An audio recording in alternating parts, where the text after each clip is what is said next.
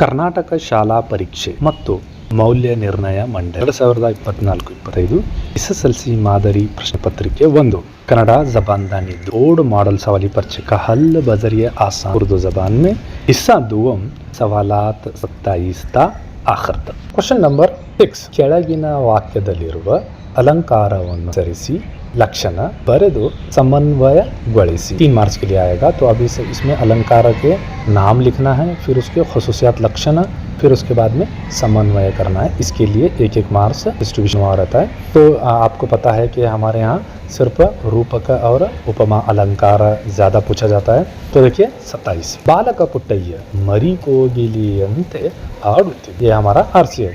तो ये मतन के हवाले में से सबसे पहले हमें क्या लिखना, अलंकारा का नाम लिखने यहाँ पर बता दिया है। तो कौन सा है, उपमा अलंकार। अब उपमान क्या है, ये वर्ड्स अलग अलग करके। उपमान मरी कोगिले यानी किस से तशबीह रही है, वो मरी कोगिले। मरी कोगिले से मुराद यहाँ पर कोयल का बच्चा। उपमेय बालक पुट्टಯ್ಯ, तो किसको तशबीह दी जा रही है, बालक पुट्टಯ್ಯ को दी जा रही है। उसके बाद में उपमावाचक पद, यहाँ इससे मुराद वो तशबीह दी जाने वाले लफ्ज क्या है, अंते, जैसे, एज, लाइक। तो ये जो अल्फाज हैं ये उपमान वाचक। समान धर्म, तो इनके दोनों के दरमियान में मुशाबहत है, वो है हाडू गाना। पुट्टಯ್ಯ की जो आवाज थी वो मरी कोगिले के जैसे। अब समन्वय क्या है, देखो ಇಲ್ಲಿ ಉಪಮೇಯವಾದ ಬಾಲಕ ಪುಟ್ಟಯ್ಯನ ಹಾಡುವ ಪರಿ ಉಪಮಾನವಾದ ಮರಿ ಕೋಗಿಲೆಗೆ ಹೋಲಿಸಿ ಹೇಳಲಾಗಿರುವುದರಿಂದ ಇದು उपमा अलंकार। तो समन्वय किस तरह से लिखेंगे, सबसे पहले उपमेयवाद बालक पुट्टಯ್ಯ यानी तशबीह किसको दी जा रही है, पुट्टಯ್ಯ को। किसकी दी जा रही है, मरी कोगिले की। अथा तो ये जो तकाबुल किया गया है, होली से जो कंपेरिजन है, यही क्या है, उपमा अलंकार। कितना सिंपल है। नेक्स्ट क्वेश्चन जो है हमारा वो 7th one, ಕೆಳಗೆ ಕೊಟ್ಟಿರುವ ಗಾದೆ ಮಾತುಗಳಲ್ಲಿ ಯಾವುದಾದರೂ ಒಂದನ್ನು ಆರಿಸಿಕೊಂಡು ವಿವರಿಸಿ ಬರೆಯಿರಿ। तो इसके लिए आपको 3 मार्क्स होंगे। 2 दिया होता है और में एक है, देखिए दूರದ ಬೆಟ್ಟ ಕಣ್ಣಿಗೆ ನುಣ್ಣಗೆ, ये पहला है। दूसरा ಕೂಡಿ ಬಾಳಿದರೆ स्वर्ग सुख। तो इन दोनों में से आपको मैंने दोनों भी किया है, आप किस तरह से जानना है। गादे मात को लिखने के फर्स्ट पॉइंट जो है आप देख लें। सबसे पहले हेडिंग लिखेंगे, फिर उसके बाद में इसकी तारुफ में यानी जो शुरुआत की जो कलिमात है, इब्तदाई कलिमात कुछ इस तरह से होंगे। गादೆಗಳು ಜನಪದರ ಜೀವನದ ಅನುಭವದ ನುಡಿಮುತ್ತುಗಳು, ಇವುಗಳಿಂದ ಜೀವನದ ಮೌಲ್ಯ ಹೆಚ್ಚುತ್ತದೆ. ಆದ್ದರಿಂದಲೇ ವೇದ ಸುಳ್ಳಾದರೂ ಗಾದೆ ಸುಳ್ಳಾಗದು, ಗಾದೆಯನ್ನು ವೇದಗಳಿಗೆ ಸಮಾನ ಎಂದು ಹೇಳುವುದು ಅಂತ ಹಲವು ಪ್ರಸಿದ್ಧ ಗಾದೆಗಳಲ್ಲಿ ಇದು ಒಂದು। तो ये शुरुआत के इब्तदाई कलमात लिखे। क्या है, जनपदर यानी जो दानिश्वर थे, जिनके तजुर्बे बड़े थे, तो ये नुड़ी मुत्तु, ये दानाई कलिमात थे, उनके हिकमत के अल्फाज थे।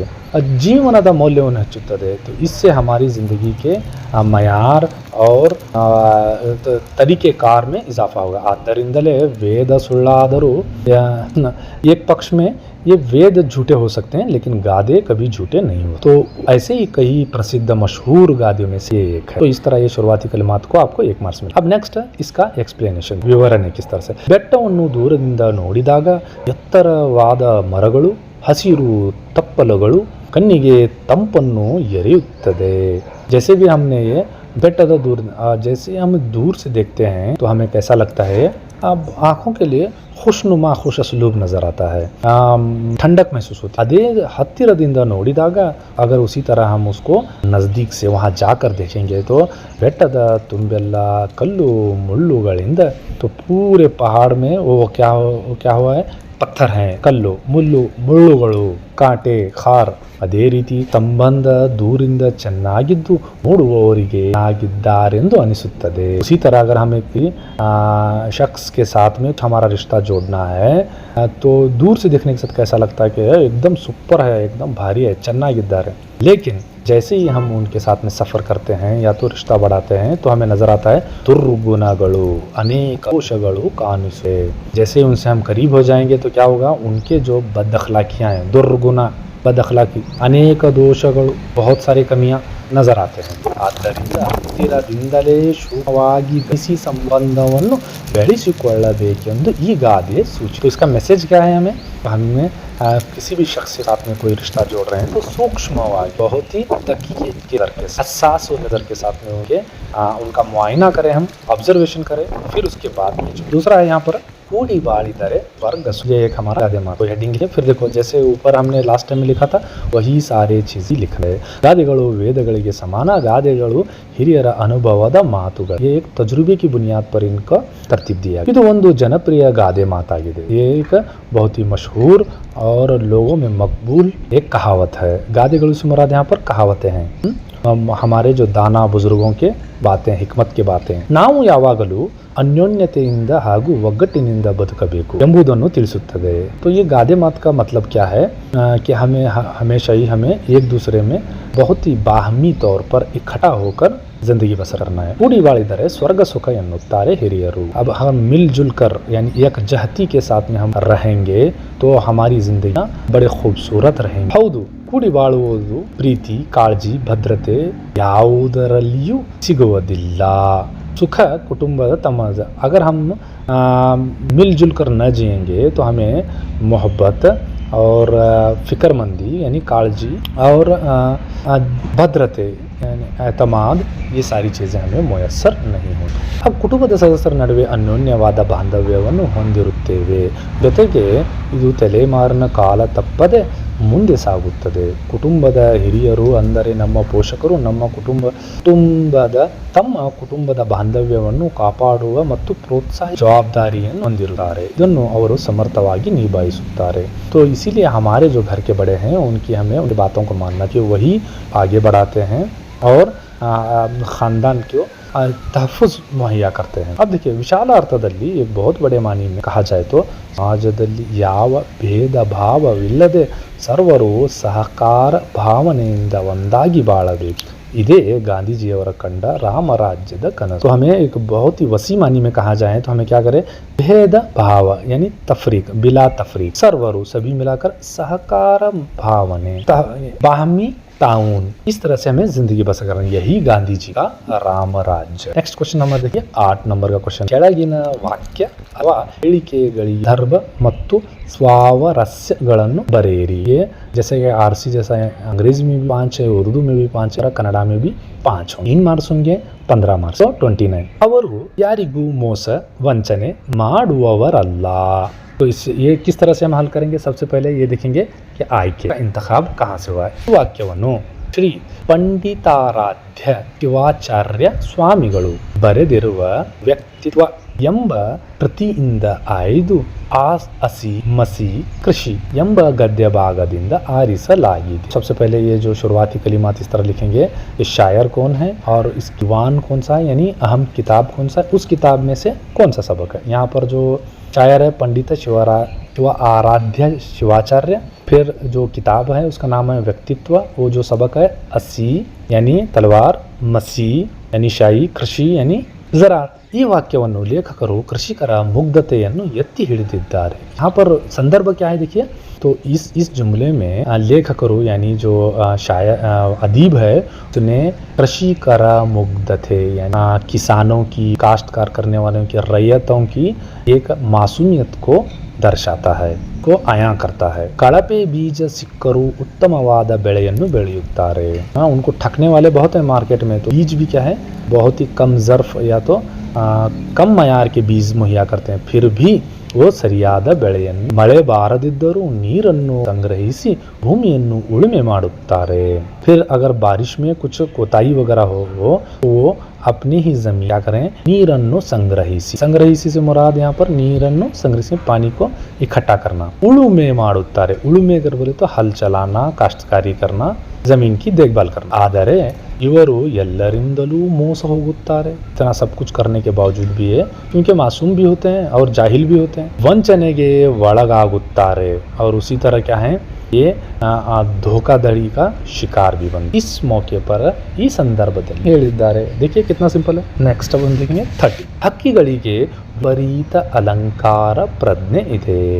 तो ये सवाल है, तो ಆಯ್ಕೆ कहाँ से इंतखाब कहाँ से ಈ ವಾಕ್ಯವನ್ನು BS ಕೃಪಾಕರ್ ಮತ್ತು ಕೆ ಸೇನಾನಿ ಅವರ ಬರೆದಿರುವ ಜೀವಜಾಲ ಎಂಬ ಕೃತಿಯಿಂದ ಆಯ್ದ गूडुಗಳ निगुडु जगत्तु ಎಂಬ गद्य भागದಿಂದ ಆರಿಸಲಾಗಿದೆ। तो ये फर्स्ट आपने लिखेंगे, क्या लिखेंगे यहाँ पर आयके में? तो अदीबों के नाम BS कृपाशंकर के सेनानी की लिखी हुई एक ये तहकीकी किताब है, तो इसीलिए उन्होंने दोनों मिलकर लिखा है इसको। ऐसे तो अब जैसे आपको मालूम है हमारे यहाँ ऑस्कर अवार्ड 2 को मिलाकर 3 को मिलाकर 4 को मिलाकर दिया जाता है, उसी तरह ये तहकीकी है 1-2 इस तरह से लोग मिलाकर ही। जीवजाल किताब का नाम क्या है? उसमें से कौन सी किताब है? हक्कीगुळ निगूढ जगत्तु। तो एक विस्मय या तो राजदार मुअम्मा का एक जहान ಎಂಬ ಗದ್ಯ ಭಾಗದಿಂದ ಆರಿಸಲಾಗಿದೆ। ಸಂದರ್ಭ ಕಬ್ ಕಹಾ ದೇಖೆ, ಈ ವಾಕ್ಯವನ್ನು ಲೇಖಕರು ಹಕ್ಕಿಗಳನ್ನು ಕುರಿತು ಹೇಳಿದ್ದಾರೆ। ಕಿಸ್ಕೆ ತಾಲೂಕ್ ಸೆ ಕಹಾ ಗಯಾ? ये परिंदों के ताल्लुक से। हक्कीಗಳನ್ನು ಕೆಲವು ಹಕ್ಕಿಗಳಿಗೆ विपरीत अलंकार प्रज्ञे, चंद परिंदों में बहुत सभी नहीं चंद, जैसे हम तुम्हारे में भी लड़कियों को ज्यादा रहता है अलंकार प्रज्ञे, लड़कंदों को कम रहता है। अलंकार प्रज्ञे ಇದೆ। अलंकार से मुराद यहाँ पर अपने आप को ಸಜ್ಜನಾ ಧಜನಾ ಝೇಬಾಯಿಷ್ ಅವು ವರ್ಣಮಯ ಹೂದಳವನ್ನು ಅಥವಾ ಹೊಳೆಯುವ ಕಲ್ಲುಗಳನ್ನು ಹೆಕ್ಕಿ ತಂದು परमैये अंटिसुत्तवे।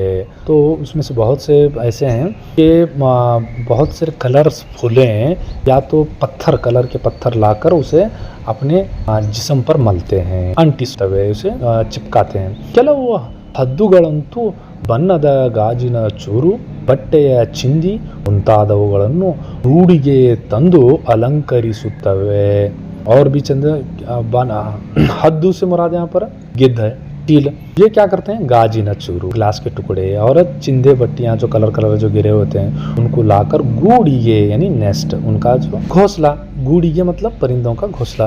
यंदु लेखकರು सावरस्य, देखिए आप सावरस्य भी लिखना है। तांत्रिक परिणति तकनीकी महारत, तांत्रिक परिणति परिंदों में देखिए वो घोंसला बनाते हैं ना, वो देखो किस तरह इंजीनियरिंग होती है, तामीरी इंजीनियर। फिर इसमें कलात्मक प्रज्ञೆ, ಜಮಾಲಿಯಾತಿ, ಹುನರ್ಮಂದಿ का एक ಶೌರ್, ಹಕ್ಕಿಗಳನ್ನು ಗೂಡುಗಳನ್ನು ನಿರ್ಮಿಸಿಕೊಳ್ಳುವ ತವೆ ಎಂಬ ಲೇಖಕರ ನುಡಿಯ ಈ ಸಾವರಸ್ಯ ಮೆಸೇಜ್ उसमें नेक्स्ट 31 ಹೇಳುವ ಸತ್ಯವನ್ನು ಪ್ರಿಯವಾಗಿ ಹೇಳು। तो ये संदर्भ है कहाँ से उठाया गया? आइए देखिए का इंतखाब। ಈ ವಾಕ್ಯವನ್ನು ಹಾಮ ನಾಯಕ್ ಅವರು ಬರೆದಿರುವ ಸೂಲಂಗಿ ಎಂಬ ಕೃತಿಯಿಂದ ಆಯ್ದು ಸೌಜನ್ಯ ಎಂಬ गद्य ಭಾಗದಿಂದ ಆರಿಸಲಾಗಿದೆ। तो यहाँ पर हामा नायक का लिखा हुआ किताब जो है, कृति मतलब यहाँ अदबी किताब बुक, तो क्या है वो सूलंगी उसका नाम है। अगर आपको ये सारी चीजें सूलंगी नहीं आ रहा है तो आप सौजन्य भी लिख सकते हैं, यहाँ पर उस पर भी मार्क्स आएंगे। कृति दायदा वो इंतखाब शुदा कौन सा है? वो कृति सौजन्य यानी सबक से लिया गया है। संदर्भ देखिए, ये संदर्भ सहानुभूति सहृदयते समाधान सौजन्यशील लक्षण। तो पहले देखिए संदर्भ कब कहा गया है इसको, ये देखिए पहले कि अगर आप बाअखलाक हैं, शाइस्ता हैं, आपके अखलाक कौन कौन? पहले सहानुभूति, किसी को देखने के साथ में आपको एम्पैथी होना चाहिए, काइंडनेस। दूसरा सहृदयते यानी बड़ा दिल होना चाहिए। समाधान, फिर उसके बाद में आराम, समाधान मतलब बोलते हैं ना आपने सबर, समाधान, ये सारी चीजें ये खुसूसियत क्या हैं? एक बाअखलाक यानी सौजन्यशील बाअखलाक आदमी शख्सियत, इनकी एक ಲಕ್ಷಣಗತ ಖುಷೂಸಿಯತ್। ಇವರು ಒಂದು ಮಾತು, ಒಂದು ನಗು ಬಳಿಗೆ ಬಂದವರಿಗೆ तृप्ति ನೀಡುತ್ತದೆ। अगर जैसे आपके हसमुख हैं आप, तो आपकी जो मुस्कुराहट है वो उसके लिए बड़ा खुशी देती है। ಇವರು ಸತ್ವವನ್ನು ಹೇಳುತ್ತಾರೆ, ಅದರಲ್ಲೂ ಹೇಳುವ ಸತ್ಯವನ್ನು ಏಕರವಾಗಿ ಹೇಳುವುದು जटीलर लक्षणಗಳಾಗಿ। तो यहाँ पर अगर आपको हकीकत बयान भी करनी है, सच भी बोलना है, लेकिन उसे अंदाज बड़ा प्यारा होना चाहिए, यही इनकी एक खासियत। अब देखो सावरस्य सौजन्ಯ ವ್ಯಕ್ತಿತ್ವವನ್ನು ತನ್ನ ಬಳಿಗೆ ಬಂದವರ ಬಳಿ ನಗುಮುಖದಿಂದ ಮಾತನಾಡುವುದು। तो ये बाअखलाक आदमी क्या करता है? जो भी आपके साथ वो मुस्कुराहट के बात करता है, सत्यವನ್ನು ಹೇಳುವುದು और सच बोलता है। ಹೇಳುವ ಸತ್ಯವನ್ನು ಸೌಜನ್ಯದಿಂದ ಹೇಳುವುದು ಮನುಷ್ಯನ ವ್ಯಕ್ತಿತ್ವದ ಸಾಮರಸ್ಯದ ಮಾತು। अगर आप सच्चाई को बड़े खूबसूरत अंदाज में बताएंगे, तो हमारे यहाँ देखे ना, मैं सच बोल रहा हूँ कर को मुंह तोड़ को सीधा सीधा और बड़ी नफरती अंदाज में बोलते रहते हैं, वो हर्ट होता है। सच होने के बावजूद भी सामने वाले को 32 ಬೊಬ್ಬೆ ಹೊಡೆದಾವೆ ಬಾಳೆ ಮೀ। ಆಯ್ಕೆ देखिए ಈ ವಾಕ್ಯವನ್ನು ಜನಪದ ಗೀತೆಯಾದ ಮೂಡಲ್ ಕುಂಗಲ್ केरे ಎಂಬ ಪದ್ಯದಿಂದ ಆರಿಸಲ सबसे पहले यहाँ पर ये जो वाक्य है, ये जो मतन है वो किससे लिया गया है? जनपद गीते। तो हमारे जनपद गीते है ना, तो कौन सा है उसका हेडिंग? ಮೂಡಲ್ ಕುಂಗಲ್ केरे नामी ಪದ್ಯ ಭಾಗ से नज़म से लिया गया है। संदर्भ देखिए, ಈ ವಾಕ್ಯವನ್ನು ಜನಪದರು ಹೇಳಿದ್ದಾರೆ। कौन कहा है? तो आप क्या बताएंगे? जनपದರು। और दूसरे में तो शायर रहा तो शायर, या तो अगर ये ड्रामा है, कहानी है, तो उसमें किसने कहा, ये सारी चीजें यहाँ पर आप जाहिर करेंगे। इसके लिए भी 1 मार्क्स मख्तस होता है। ಕೆರೆಯಿಂದ ಯಾವ ಯಾವ ಉಪಯೋಗಗಳಾಗುತ್ತದೆ ಎಂಬ ಹೇಳುವ ಸಂದರ್ಭದಲ್ಲಿ ಹೇಳಿದ್ದಾರೆ। इसका संदर्भ क्या है?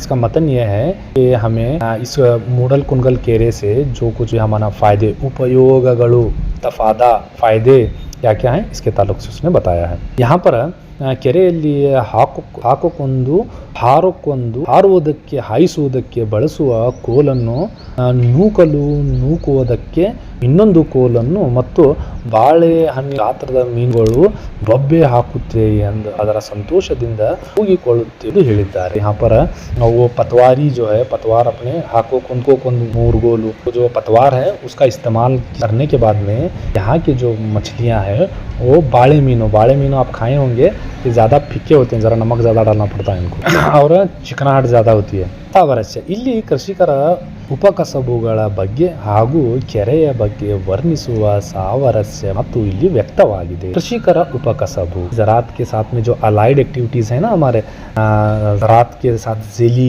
सरगर्मियाँ, वो सारी चीज़ें ಕೆರೆಯ ಬಗ್ಗೆ ವರ್ಣಿಸುವ, और उसके बाद में उस तालाब की खूबसूरती के बारे में, ಕೆರೆ तालाब उसकी खूबसूरती को जाहिर करके आया करते हुए बात करें। नेक्स्ट है 30 तावर कಳಿಯು ಜಂಗಮ ಕಳಿವಿಲ್ಲ। तो ये वचन साहित्य से लेकर आಯ್ಕೆ देखिए, ಈ ವಾಕ್ಯವನ್ನು ಬಸವಣ್ಣವರ ವಚನದಿಂದ ಆಯ್ದ ವಚನಗಳು ಎಂಬ पद्य ಭಾಗದಿಂದ आरिಸಲಾಗಿದೆ। देखो, तो ये वचन साहित्य की एक जो बड़ी किताब है जिसको बसवण्ण में, उसमें से वचन से ये यानी ये जो अब तुम्हारे सबक में इसको वचनಗಳು कर दिया गया, वहां से इसको तखाब किया है। संदर्भ देखिए, ಈ ವಾಕ್ಯವನ್ನು ಬಸವಣ್ಣವರು ಹೇಳಿದ್ದಾರೆ। तो अब आपको शायर का नाम लिखना है। यहाँ पर शायर कौन है? बसवण्ण। तो इसका सावरस्य देखिए, इसकी तौसी, ಹಣವಿರುವವರು ಶಿವಮಂದಿರ ಕಟ್ಟಿಸುವವರು, ಬಡವನಾದ ನಾನು ಏನು ಕಟ್ಟಿಸಿ, ನನ್ನ ಕಾಲೆ ಕಂಬಗಳು ದೇಹವೇ देवुड़ी चिरवे हन्न कलसवैया। इस तरह का इन्होंने कहा है कि जो लोग मालदार हैं वो क्या बनाएंगे? शिव का मंदिर बनाएंगे या तो दूसरे मंदिर गुड़ी गुंडार बनाएंगे, मगर मैं गरीब हूँ, मैं क्या करूँ? तो मेरे यन्न काले कंबा, मेरे पैर ही क्या है? ये मंदिर के सुतून हैं। देह वे देगुड़ी, और पूरा बदन ही क्या है? मंदिर का ढांचा और स्ट्रक्चर है, और मेरा सर ही ऊपर का कलश है। इस तरह से ಭಾವಿಸಿಕೊಂಡು ಕೂಡಲ ಸಂಗಮ ದೇವ ಗುಡಿ ಗುಂಡಾರಗಳಿಗೆ ಅಳಿವಿದ್ದರೆ ಆದರೆ ಜಂಗಮ ಸೇವೆಯಲ್ಲಿರುವ ನನ್ನ ದೇಹಕ್ಕೆ ಅಳಿವಿಲ್ಲ ಎಂದು ತಮ್ಮ ವಚನಗಳ ಮೂಲಕ ಹೇಳಿದ್ದ। यहाँ पर उनका ये कहना है कि अगर हमें मंदिरों गुड़ियों को तामीर भी करेंगे तो एक दिन वक्त के साथ साथ वो मिट जाएंगे, ख़त्म हो जाएंगे, लेकिन मैंने जो जंगमों की, यानी अब हमारे यहाँ भी जंगम होते हैं ना फकीरा, तो उनकी जो खिदमत करने के बाद में जो मेरा जिस्म वो जिंदा जाविद हो जाएगा। देह के अಳಿವಿಲ್ಲ यानी वो उसको पेरिश नहीं है, वो हमेशा रहेगा। ಎಂದು ತಮ್ಮ ವಚನದ ಮೂಲಕ ಹೇಳಿ, क्या है? ತಾವರ ಕಳಿ ಉಂಟು ಜಂಗಮ ಕಳಿವಿಲ್ಲ। ಸಾವರಸ್ಯ देखिए, ಕಾಯಕವೇ ಕೈಲಾಸ ಎಂಬ ತತ್ವವನ್ನು ಪ್ರತಿಪಾದಿಸಿ ಬಸವಣ್ಣವರು ದೇವರ ಹೆಸರಿನಲ್ಲಿ ಗುಡಿ ಗೋಪುರಗಳನ್ನು ಕಟ್ಟುವುದನ್ನು ವಿರೋಧಿಸುವುದು ಸಾವರಸ್ಯವಾಗಿದ್ದು। इनका है देखिए कि इनका जो एक कहना है जो है वो क्या है? कायकवे कैलास। आप जो आपकी जो रोजी रोटी के लिए जो आप सरगर्मियाँ कर रहे हैं, यही क्या है कि तो मजहबी इबादत है।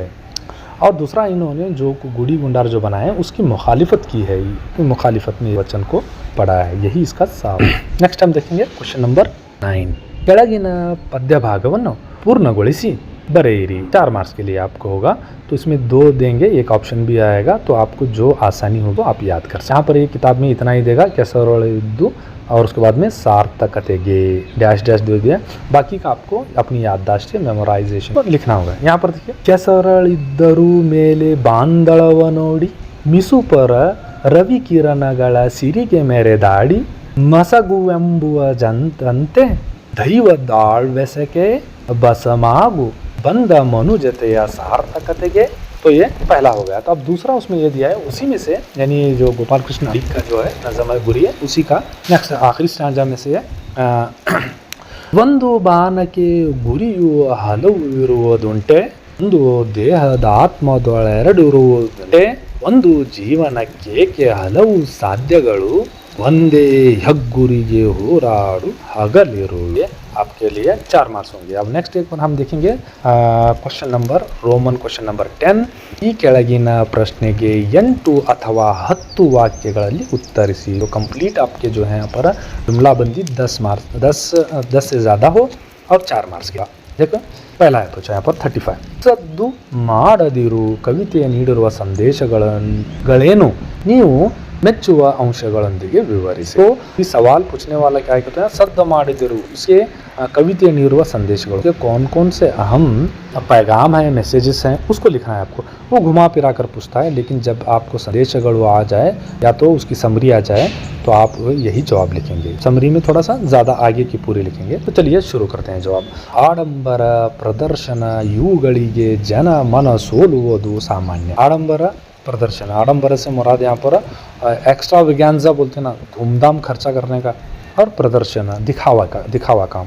ಇವುಗಳಿಗೆ जन मन ಸೋಲುವುದು सामान्य. लोग क्या करते हैं तो इस पर असर लेते हैं, माशाल्लाह देखना जी क्या खर्चा करे इसकी माँ का, ऐसा बोलते हैं. और क्या कहते, इसका मतलब क्या कहते हो, इंप्रेस हुए रहते. संपत्तु ಹೆಸರು ಕೀರ್ತಿ ಇವುಗಳನ್ನು ಪಡೆಯುವುದೇ ಜೀವನ ಎಂದು ಅನೇಕ ಜನ ತಿಳಿದಿದ್ದಾರೆ. तो फिर उसके बाद में नेक्स्ट क्या कहता है, आमतौर पर क्या है, लोग संपत्तु माल नाम कमाना और उसके बाद में शान व शौकत को बढ़ाना, यही सारी चीज़ें ज़िंदगी में अहम हैं, या तो यही ज़िंदगी है समझे हैं. ಆದರೆ लेकिन ಇದ್ಯಾವುದು ಇಲ್ಲದೆ ಸದ್ದು ಮಾಡದೆ ಜೀವನವನ್ನು ನಡೆಸಬೇಕು. दारियों को अपने हुदूद में रखते हुए खामोशी में जिंदगी बसर कर. ಗದ್ದಲ ಮಾಡದೆ ಗುರಿಯನ್ನು ಮುಟ್ಟಬೇಕು. ಗದ್ದಲ यानी इतने चिल्लाते रहते हैं, व्हाट्सअप स्टेटस डालते हैं, अभी कुछ हो रहता नहीं, स्टडी के स्टेटस डालते रहते हैं, क्या करते रहते हैं बच्चे. ये हरगिज मेहनतें करना खाली और उसका जो हमारी मेहनतों का आवाज जो है नतीजा करना. ತಟ್ಟೆಯಲ್ಲಿ ಕರ್ಪೂರ ಮೌನದಲ್ಲಿ ಕರಗುವಂತೆ. तो जैसे ही वो कर्पूर लगा देते हैं ना, कापूर को आग लगाने के साथ में तट्टेली उसका एक बर्तन होता है, लगाने के साथ में वो जल जाता है. दीपद दुर्गे तिमीर सरियुವಂತೆ, और रोशनी के सामने लाते ही वो तिमीर नामी परिंदा वहाँ से हट जाता है, क्योंकि उसे पता है कि आग और रोशनी की वजह से वो मर जाएगा. ಶಾಂತಿಯಿಂದ ಬದುಕಿನ ಕರ್ತವ್ಯವನ್ನು ಮುಗಿಸಬೇಕು. ಉಗಾಡಿ ಹಾರಾಡಿ ಫಲವಿಲ್ಲ. शांतिಯಿಂದ ಬದುಕಿನ ಕರ್ತವ್य यानी जिम्मेदारियाँ, यानी पुरसुकून होकर खामोशी के साथ में हमें हमारी जिम्मेदारियाँ पूरी करनी है. ಕೂಗಾಡಿ यानी चिल्लाने का, यारे ಕೂಗಾಡಲಿ यारे ಹೋರಾಡಲಿ, सुना ना तुम. हाँ, ಫಲವಿಲ್ಲ तो इसका कोई मतलब नहीं है. ಹಸಿ ಸೌದೆ ಬಸುಗುಟ್ಟಿ ಜೋರಾಗಿ ದನಿಯಾಗುತ್ತದೆ. हसी सौदे से मुराद यहाँ पर लकड़ी है या तो घास है. इसको जब आप जलाएंगे या तो पकड़ेंगे तो उसमें से आवाज़ें निकलते हैं चार पर. ಕಿಡಿ ಸೋಕಿದರೂ मद्दु सीढ़ीद अब्बरिसुತ್ತದೆ. थोड़ा सा उसको अगर आग का एक शोला भी भड़का तो वो बड़ा आवाज़ के साथ में होता है.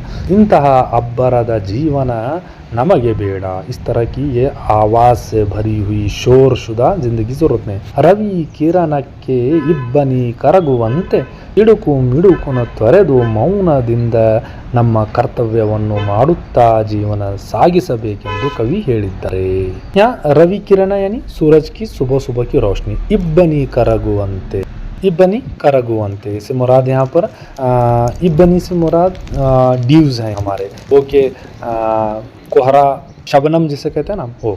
सिडुकु मिडुकु तरदो, ये सारे सिडुकु मिडुकु यानी गुस्से को छोड़ देना चाहिए हमें और खामोशी के साथ में अपनी जिम्मेदारी पूरा करना चाहिए. इस तरह से ये काम हमारे कवि का है. Next question 11. ಕೆಳಗಿನ ಗದ್ಯ ಭಾಗವನ್ನು ಮನಸ್ಸಿನಲ್ಲಿ ಓದಿಕೊಂಡು ಕೊಟ್ಟಿರುವ ಪ್ರಶ್ನೆಗಳಿಗೆ ಉತ್ತರಿಸಿ. तो ये क्या आते हैं हमारे इबारतें आते हैं, पैसेज जिसे हम अंग्रेजी में कहते हैं पैसेज आता है. दूसरे पैसेजेस में 4 मार्क्स के लिए 4 क्वेश्चन आते हैं, लेकिन कन्नड़ा में हमारे 2 मार्क्स का एक 2 क्वेश्चन तो वो दिया होता है को आप पढ़ लें. तो इसको हल करने का तरीका देखिए, एक आसान तरीका ये है कि आप सवालात पहले पढ़ लें फिर उसका जवाब तलाश करें. ये एक आसानी होती है. ऑप्शन 2 आप पहले इक्तबास पढ़ लें, ये गद्य भाग पढ़ लें कि मेन पॉइंट्स मार्कअप करते चले जाएं, फिर उसके बाद में ये सवाल पढ़ के जवाब तलाश करें। तीसरा पॉइंट ये है कि हमें कुछ समझ में नहीं आ रहा है उसमें, तो ये काम करेंगे। यहाँ पर देखो, यशस्विन निजवाद ಮೆಟ್ಟಿಲುಗಳು ಯಾವುವು, तो यहाँ पर यशस्विन निजवाद ಮೆಟ್ಟಿಲುಗಳು कर बोल के अगर कभी आपको मिला वहाँ पर,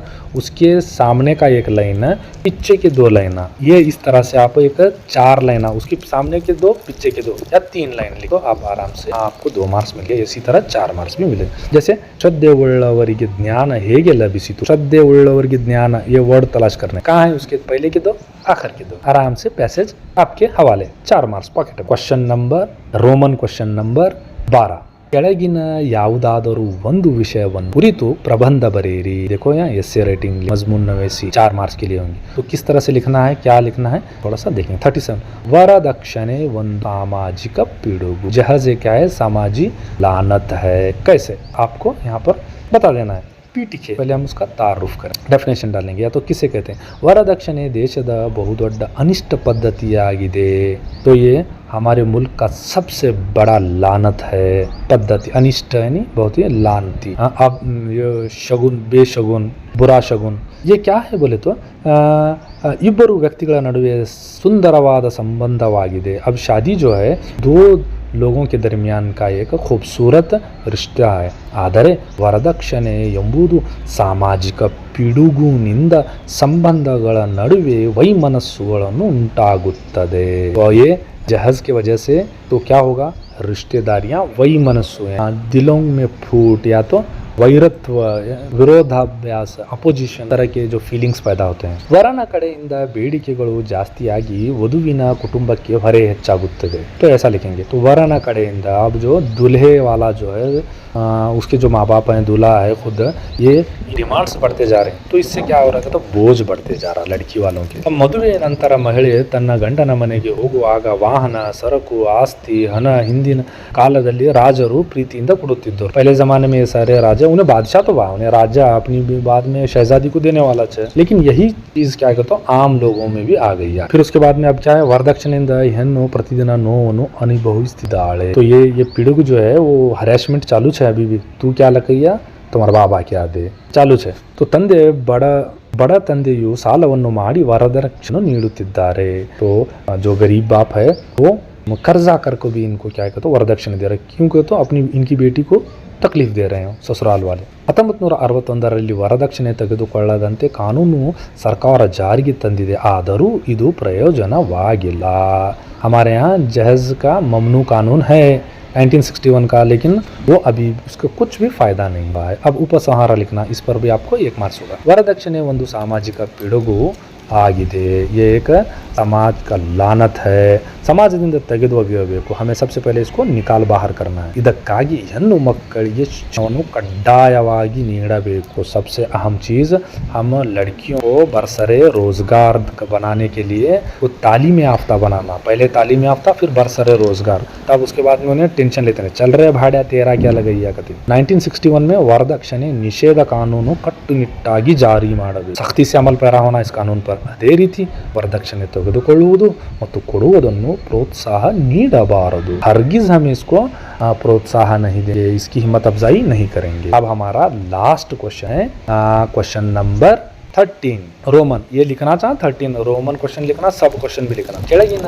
ಯಾವುದಾದರೂ ಹಂತಕ್ಕೆ ಒಟ್ಟಿರುವ ಮಾಹಿತಿಯನ್ನು आधरिसी पत्र बरेरी। पहले इन्फॉर्मेशन पूरा पेज खुला दे रहता है, इमेजिन कर, जैसे अंग्रेजी में इमेजिन करने दे रहता है, imagine that you are Nida और नाहिल, तरह से यहाँ पर भी इमेजिन दे दिया है, वो कुछ लिखना पूरी बॉडी लेटर की। ये क्या आएगा, तो यहाँ पर पहला जो दिया है वो कारोबारी लेटर दिया, ऑफिशियल लेटर दिया है।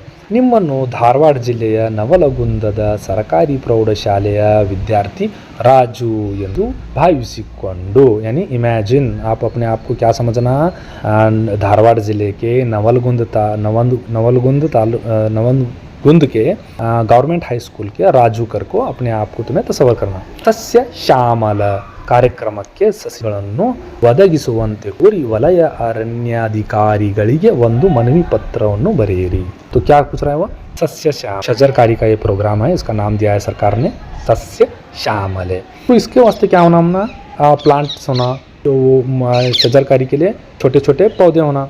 तो इसके लिए अरण्य अधिकारी जो आपका जो वलय का जोन का जो ऑफिसर है उसको आपने एक रिक्विजिशन लेटर लिखना है। क्या लिखेंगे तो किस तरह से बॉडी आपके लेफ्ट साइड ಇವರ ಎಡಗಡೆಗೆ ಏನು ಬರಿಬೇಕು ಇವರಿಂದ फर्स्ट ಮುಂಜಾನೆ राजू सरकारी प्रौढ़शाले नवलगुंद धारवाड़ उसी के स्ट्रेट राइट साइड में डेट डालना 14/1/2025 ಇವರಿಗೆ किनको मुखातिब से मुखातिब कर रहे हैं। 2 वलय अरण्याधिकारिಗಳು नवलगुंद धारवाड़।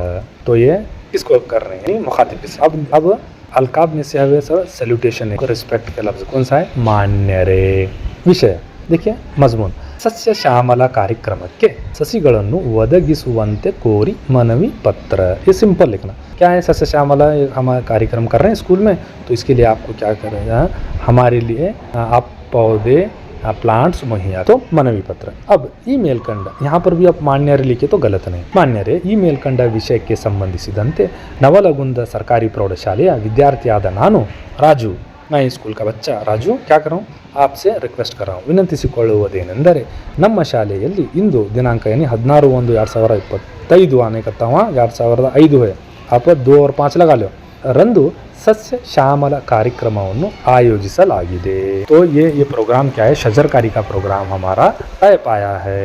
अब तो इसीलिए क्या करें आप 100 ससिಗಳನ್ನು दिए हमें किस लिए सुತ್ತಮುತ್ತಲು हमारे स्कूल के एतराफ में कंपाउंड में और एतराफ में जो जगह खाली है वहाँ पर हम क्या कर रहे हैं प्लांटेशन कर रहे हैं शजरकारी कर रहे हैं। पदगे सभे के अंदू केड़ी प्लीज आप हमें मुहैया कीजिए। ಧನ್ಯವಾದಗಳು या तो ಧನ್ಯವಾದಗಳೊಂದಿಗೆ ऐसा भी लिख सकते। कहाँ लिखना नीचे लिखना ये खत के नीचे दरमियान में। फिर आपके राइट साइड में स्थल लिखना नवलगुंद कहाँ से कौन सा स्कूल है नवलगुंद हाई स्कूल है। बाद में आपके राइट साइड में तम्मा विश्वासी आपका फर्मा बरार यूर ओबीडी कौन राजू। तो अगर आपको वो पर्सनल लेटर इजी हो तो पर्सनल लेटर लिखो या तो ऑफिशियल लेटर इजी हो तो ऑफिशियल लेटर लिखो। अगर मुझे पूछेंगे तो राय मेरी राय आप ऑफिशियल लेटर लिखना इसमें स्टेप्स जो फॉलो होते हैं बहुत ही आसान है। और वो हमारे पर्सनल लेटर में वो अलकाब आदाब तो थोड़ा सा आपको हम इंशाल्लाह बहुत जल्द हमें पेपर 2 का भी सवालात के जवाब हल को आपको डाल देंगे। तब तक के लिए